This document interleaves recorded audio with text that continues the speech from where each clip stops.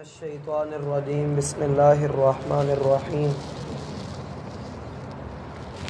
سورة الاحزاب کی آیت نمبر 46 ہمارا موضوع ہے، جس میں ہم نے اس بات کا تفصیلی ذکر پڑھا ہے کہ رسول اللہ صلی اللہ علیہ وسلم کی صفت وہ اللہ کے حکم سے اللہ کی طرف بلاتے ہیں۔ یہ ہم سب پر بھی لازم ہے کہ ہم اللہ کے حکم کی طرف بلائیں، اللہ کے حکم سے بلائیں، اور خواہ اس کے اندر ہماری ساری زندگی ہی کیوں نہ لگ جائے، کیونکہ ایک مومن کا یہ جذبہ ہوتا ہے، اس کا یہ منہج ہے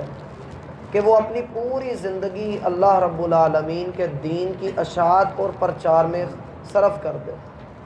اور رسول اللہ صلی اللہ علیہ وسلم کی زندگی کے حوالے سے ہم نے چند ایک مثالیں بھی پڑھیں کہ آپ نے ہر وقت ہی اللہ کے دین کی طرف لوگوں کو بلایا ہے۔ آپ کی اگلی صفت جو ان آیات کے اندر بیان کی گئی ہے، نمبر 5، اللہ کے رسول صلی اللہ علیہ وسلم کے متعلق فرمایا جا رہا ہے وَدَاعِيًا إِلَى اللَّهِ بِإِذْنِهِ وَسِرَاجًا مُنِيرا۔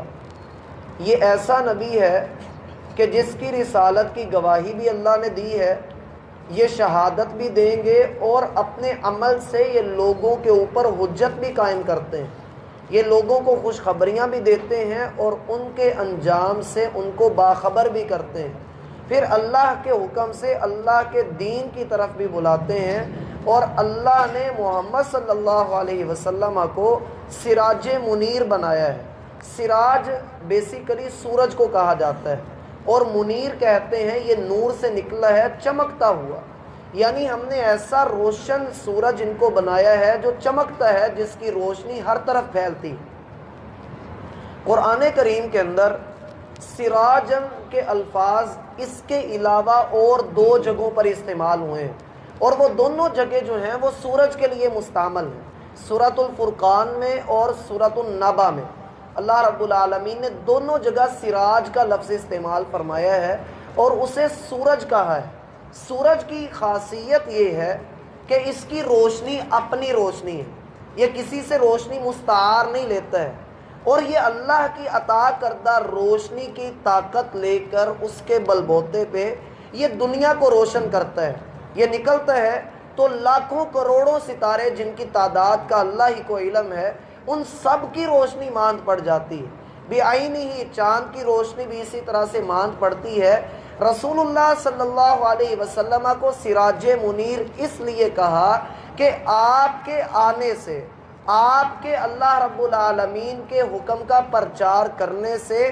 دنیا کے اندر جو ظلمات، اندھیرے، گمراہیاں، ضلالتیں تھیں، وہ ساری کی ساری ختم ہو گئیں، اور اسلام کی یہ روشنی جو ہم نے پچھلی آیت میں پڑھا کہ اے مسلمانوں، جب تم اللہ کا ذکر کثرت سے کرو گے تو اللہ تمہیں انعام یہ دے گا کہ تمہیں اللہ گہرے اندھیروں سے،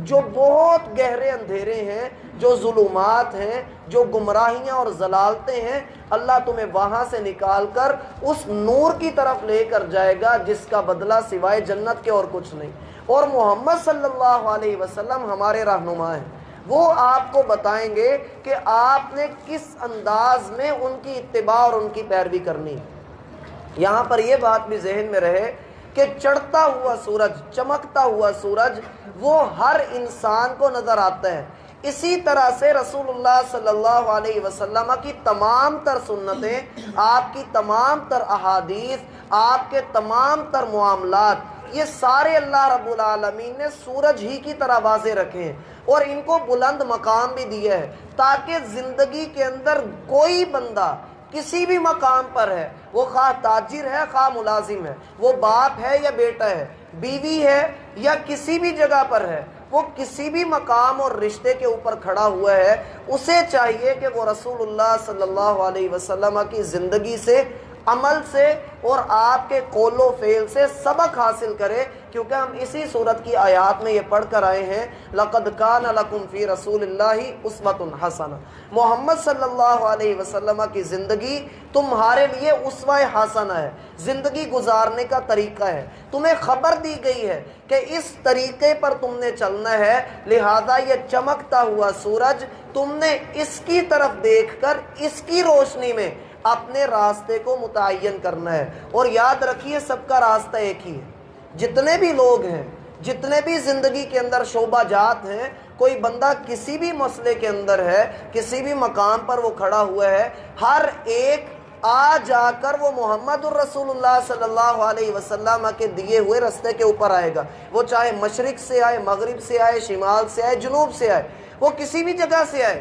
آنا اس نے اس سینٹرل پوائنٹ کے اوپر ہے جہاں رسول اللہ صلی اللہ علیہ وسلم کی سنت موجود ہے۔ دنیا کی ساری باتیں رد کی جا سکتی ہیں، لیکن ایک محمد صلی اللہ علیہ وسلم کی بات ہے جہاں سر جھک جانا چاہیے اور عمل کر لینا چاہیے۔ دوسرا، اللہ کے رسول صلی اللہ علیہ وسلم کو سراج منیر کہنے کا معنی یہاں پر یہ ہے کہ دنیا کا جو سورج ہے یہ تو ایک وقت میں زمین کے ایک حصے کو روشن کرتا ہے،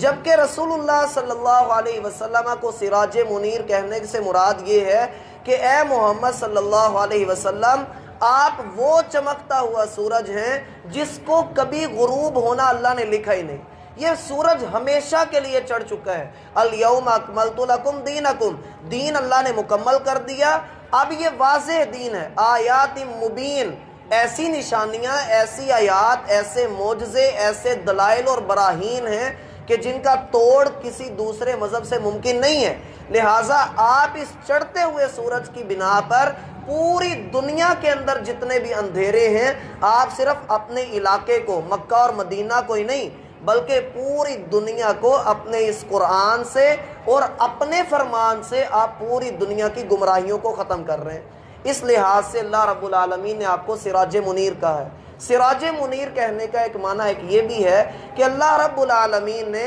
اس لیے سراج منیر آپ کو قرار دیا تاکہ کسی تک آپ کی رسالت کی خبر نہیں پہنچی تو جس طرح سے چڑھتے ہوئے سورج کی روشنی سب تک پہنچ جاتی ہے، اسی طرح سے آپ کی رسالت کی گواہی جب اللہ نے دے دی تو پھر کسی اور گواہی کی ضرورت نہیں، پھر آپ علیہ السلام کے سچے اور صادق ہونے میں کوئی شک باقی نہیں رہ جاتا، لہٰذا اس لیے آپ کو سراج منیر کہا گیا۔ اور پھر یہاں پر اللہ رب العالمین نے آپ علیہ السلام کی جو دو صفات اکٹھی ذکر کر دی ہیں، داعیا الی اللہ باذنی و سراج منیرا، دونوں کا آپس میں گہرا ربط ہے۔ وہ بات یہ ہے کہ اللہ کے رسول صلی اللہ علیہ وسلم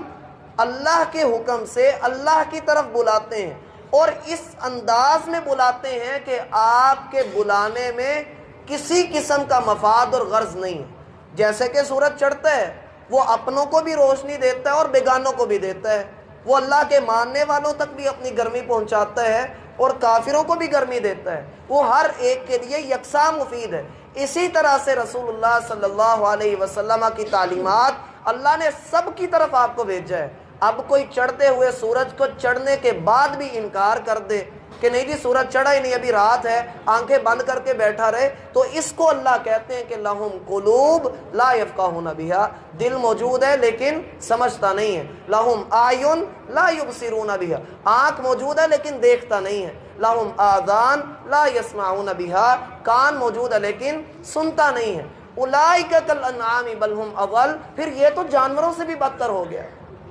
اولئک هم الغافلون، اصل یہ لوگ ہیں جو غفلت میں پڑے ہوئے ہیں۔ اسی طرح سے اللہ رب العالمین کی طرف بلانا اور پھر آپ علیہ السلام کو سراج منیر کہنا، اس میں میرا بھائی جو منیر ہے، سراج عام طور پہ سورج کو تو کہا ہی جاتا ہے، لیکن یہ وہ سراج ہے جس کی صفت اللہ نے ساتھ میں منیر ذکر کی ہے۔ اس کے اندر بھی یہ خوبی ہے، یہ کہ عام طور پہ غالباً میں نے پہلے بھی یہاں پر ذکر کیا ہے، قرآن کے ایک حصے پر آتا ہے سورہ یونس کی ابتدا میں، هو الذی جعل الشمس ضیاء، اللہ وہ ہے کہ جس نے سورج کو روشن بنایا ہے، والقمر نورا، اور چاند کو بھی روشن بنایا ہے، لیکن دونوں کے لیے الفاظ الگ الگ ہے۔ ضیاء بھی روشنی کو کہتے ہیں اور نور بھی روشنی کو کہتے ہیں، لیکن ضیاء جو روشنی ہوتی ہے اس کے اندر تپش ہوتی ہے، گرمی ہوتی ہے، حرارت ہوتی ہے۔ جیسے آج کل سورج جو ہے جو گرمی ہم تک پہنچا رہا ہے، یہ ہمارے لیے اس وقت ضیاء بن چکی ہے، یا سردیوں میں جو ہم تک یہ پہنچاتا تھا وہ بھی ضیاء ہی تھی۔ لیکن جو درمیان والے دنوں میں ہم نے دیکھا کہ بارشیں ہوئیں، بادل بھی آئے، سورج جو تھا وہ صاف نظر آتا تھا، ٹھنڈی ٹھنڈی روشنی تھی۔ یا رات کے وقت جب چاند نکلا ہوا ہوتا ہے تو ہم کہتے ہیں اس کی روشنی ٹھنڈی ٹھنڈی ہے۔ اس لحاظ سے اللہ کے رسول صلی اللہ علیہ وسلم کو سراج منیر کہا گیا کہ یہ ایسا سورج ہے جس کی طرف سے ہمیشہ ٹھنڈی ہوائیں آئیں گی، تمہیں سکون ہی ملے گا، اس کی طرف سے تمہیں گرمی نہیں ملے گی۔ اور یہ اصل دین ہے کہ دین سارے کا سارا نرمی کے اوپر بیس کرتا ہے، ٹھنڈے ٹھنڈے چلنے کے اوپر کہتا ہے۔ گرم معاملات، غصے میں آ جانا اور غصے میں آ کر کفر کے فتوے لگا دینا، دین اس بات کا جو ہے وہ داعی نہیں ہے، دین اس طرف نہیں بلاتا ہے۔ اللہ رب العالمین ہمیں اس مسئلے کو، اس معاملے کو، اس آیت کو سمجھنے کی توفیق عطا فرمائے۔ وما توفیق الا باللہ۔ وعلیکم السلام من الشیطان الرجیم، بسم اللہ